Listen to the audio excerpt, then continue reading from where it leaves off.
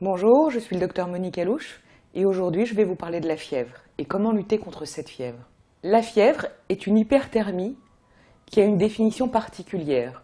Elle se définit par une température supérieure à 37,5 le matin et 37,8 le soir. Il existe dans la fièvre autant de faux positifs que de faux négatifs. Les faux positifs, c'est la sensation d'être fébrile. C'est extrêmement courant que les patients viennent en nous disant « j'ai eu de la fièvre » et lorsqu'on leur demande, ils n'ont jamais pris leur température. Un autre exemple, la pathomimie. Les gens qui ont envie d'avoir de la fièvre parce qu'ils ont un problème psychologique et veulent être malades. Les faux négatifs, la fièvre peut être une fièvre ondulante, avec un retour à la normale. Il faut donc faire extrêmement attention. Par ailleurs, beaucoup de patients prennent systématiquement du paracétamol, un antifièvre, antipyrétique, et donc pensent qu'ils n'ont pas de fièvre. Attention, danger. La fièvre doit être prise au repos, c'est-à-dire 20 à 30 minutes au calme et à distance des repas. La température implique 4 priorités. Premièrement, un interrogatoire minutieux. Qu'est-ce que cela veut dire?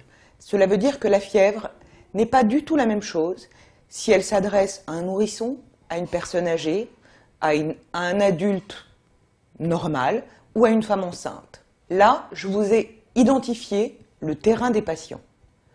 Maintenant, il faut absolument imaginer les signes de gravité. Toute fièvre s'accompagnant de symptômes respiratoires, cutanés, cardiologiques, doivent emmener le patient immédiatement à consulter un médecin.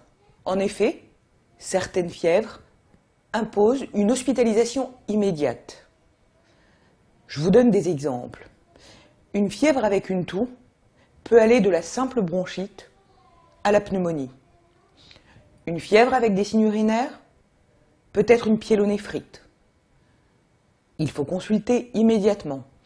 Une fièvre avec des signes cutanés peut être une méningite. Il faut aller consulter en urgence, soit le médecin, soit les urgences de l'hôpital le plus proche. De plus, toute fièvre chez un patient porteur de matériel, par exemple une valve cardiaque, une prothèse de hanche, une prothèse de genou, doit faire consulter immédiatement, car cette fièvre peut être due au matériel jusqu'à preuve du contraire. Et là, seule une consultation médicale vous le dira. Enfin, le dernier point qui me semble essentiel, c'est que toute fièvre au retour d'un pays tropical doit faire suspecter 2 pathologies, le paludisme et la fièvre typhoïde. Et là, allez consulter aux urgences. En conclusion, pour lutter contre une fièvre, il faut savoir son étiologie. C'est pour ça que je me suis attelée à vous expliquer. Le meilleur des médicaments restera le paracétamol et la meilleure prévention, la consultation.